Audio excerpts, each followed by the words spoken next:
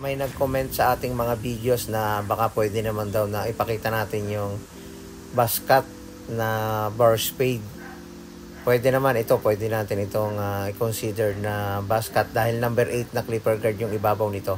Yung pinakamahabang clipper guard natin. And then ibabar spade natin yung gilid. Pwede ito sa mga ganitong texture ng buhok at hugis ng kanyang mukha. Tingnan natin kung ano yung magiging resulta, kaya panoorin mo at tingnan mo at baka makakakuha ka ng idea kung paano gagawin yung ganitong gupit. Gamit tayo ng number 1 na clipper guard. Bawasan lang natin ng pa-carve.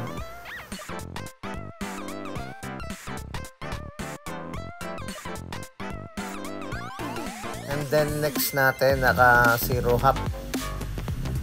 Sa paggawa ng guideline, mababa lang yung gagawin natin yung pagnipis dito sa gilid. Gamit pa rin itong ating clipper. Gamit tayo ng trimmer sa pinakang ibabang bahagi para masagad yung pagtalab ng talim. At masaid natin yung mga natitirang buhok sa ilalim nito.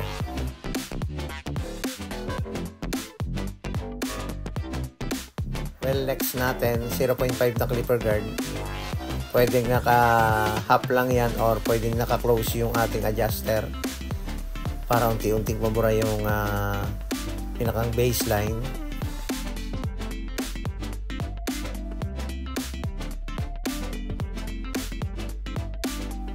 Saka tayo magsi-zero close para wala tayong makitang natirang linya. Dapat yung talim ng ating clipper na gagamitin ay medyo manipis. Kahit taper yan, pwede yung gamitin sa mga ganitong klase ng gupit. Basta ang importante, maganda yung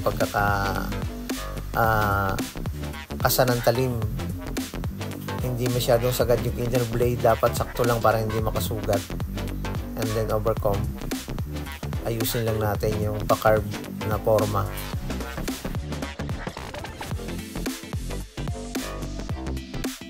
Gamit tayo ng tining scissor para mabalanse yung white and dark area. Matanggal yung mga bumubuong buhok.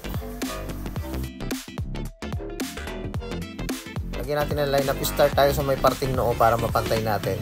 Makita natin yung kabilang part. Yung pagkanto or yung pag-eskwala. Dito naman, hindi naman natin masyadong ika-carve.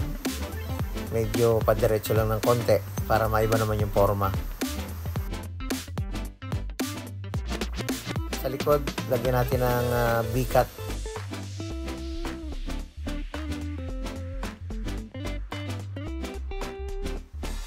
Basahin muna bago ahitan. Kita na natin yung forma ng gupit na ating ginawa. Number 8 na clipper guard sa ibabaw. And then bar spade. Kung ganitong klase ang iyong buhok or ganitong klase ang shape ng iyong ulo, ay pwede ka sa ganitong klase ng gupit. Suwabing-suwabe ito sa'yo. Pangmalakasan na rin yung mga ganitong gupit ngayon. Simula lang mauso ito, ang dami pa rin nagpapagupit. Maraming salamat mga kabarberos.